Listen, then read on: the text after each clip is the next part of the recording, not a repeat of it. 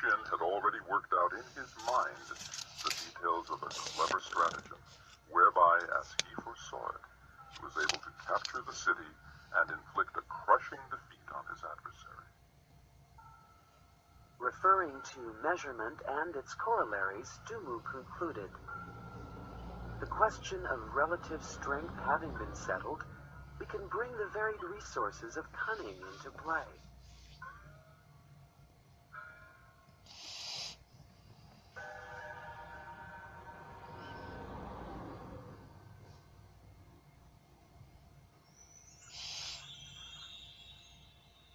Chapter 5. Energy and Power. Direct and indirect maneuvers, the power of decision, combined energy. Sun Tzu said, "The control of a large force is the same in principle as the control of a few men. It is merely a question of dividing up their numbers. Fighting with a large army under your command is in no way different from fighting with a small one. It is merely a question of instituting signs and signals. To ensure that your whole host may withstand the brunt of the enemy's attack and remain unshaken, use both direct and indirect maneuvers. That the impact of your army may be like a grindstone dashed against an egg. This is affected by the science of weak points and strong, the hollow and the solid. In all fighting, the direct method may be used for joining battle, but indirect methods will be needed in order to secure victory. Indirect tactics, efficiently applied, are as inexhaustible as heaven and earth, unending as the flow of rivers and streams. Like the sun and the moon, they end but to begin anew. Like the four seasons, they pass away but to return once more. There are not more than 5 musical notes, yet the combinations of these 5 give rise to more melodies than can ever be heard. There are not more than 5 primary colors, yet in combination they produce more hues than can ever be seen.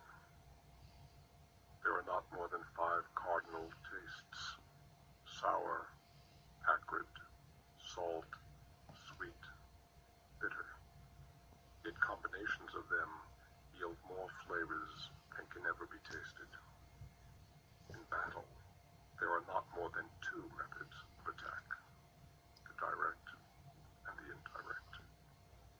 Yet these 2 in combination give rise to an endless series of maneuvers. The direct and the indirect lead on to each other in turn. It is like moving in a circle. You never come to an end. Who can exhaust the possibilities of their combination? The onset of troops is like the rush of a torrent that will even roll stones along in its course. The power of decision is like the well-timed swoop of a falcon that enables it to strike and destroy its victim. Therefore, the good Fido will be terrible in his onset and prompt in his decisions. Energy may be likened to the bending of a crossbow. Decision may be likened to the releasing of the trigger. Amid the turmoil and tumult of battle, there may be seeming disorder, and yet no real disorder at all. Amid confusion and chaos, your array may be without head or tail, yet it will be proof against defeat. Simulated disorder postulates perfect discipline. Simulated fear postulates courage. Simulated weakness postulates strength. Hiding order beneath the cloak of disorder is simply a question of subdivision. Concealing courage under a show of timidity presupposes a fund of latent energy. Masking strength with weakness is to be affected by tactical dispositions. Thus, one who is skillful at keeping the enemy on the move maintains deceitful appearances, according to which the enemy will act. He sacrifices something that the enemy may snatch at. By holding out baits, he keeps them on the march. Then with a body of picked men, he lies in wait for him. The clever combatant looks to the effect of combined energy and does not require too much from individuals. Hence, his ability to pick out the right men and to utilize combined energy. When he utilizes combined energy, his fighting men become, as it were, like rolling logs or stones. For it is the nature of a log or stone to remain motionless on level ground and to move when on a slope. It is also in the nature of a log or a stone, if square, to come to a standstill, but if round-shaped, to go rolling down. Thus, the energy developed by good fighting men is as the momentum of a round stone rolled down a mountain thousands of feet in height. So much on the subject of energy.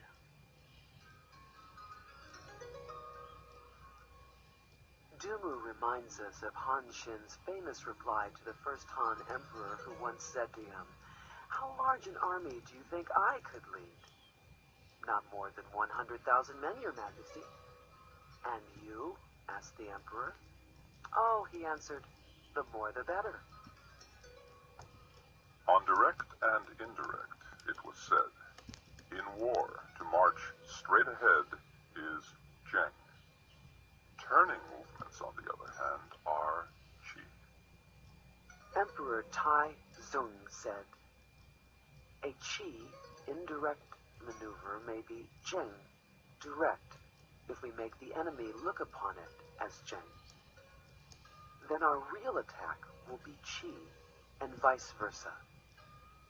The whole secret lies in confusing the enemy so that he cannot fathom our real intent." Lionel Giles observes, there is emphasis on proper timing here and restraint, like that which keeps the falcon from swooping on its quarry until the right moment.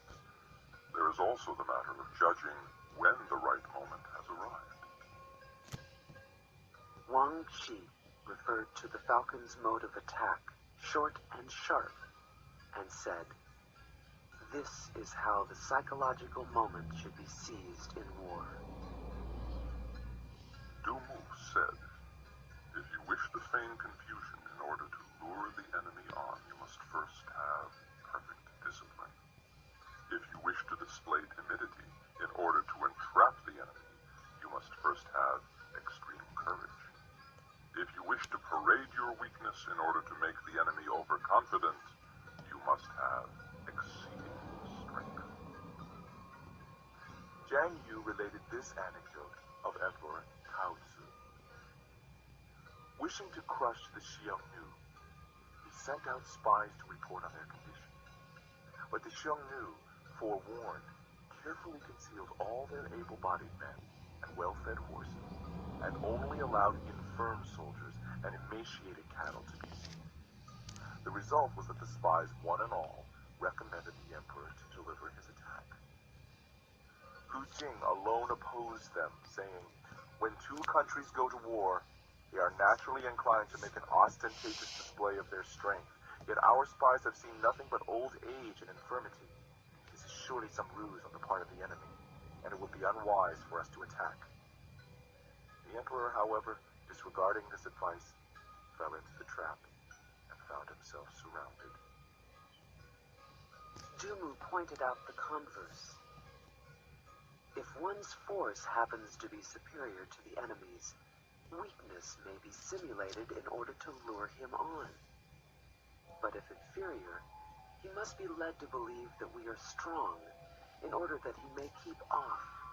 In fact, all the enemy's movements should be determined by the signs that we choose to give him. Dumu relates this anecdote.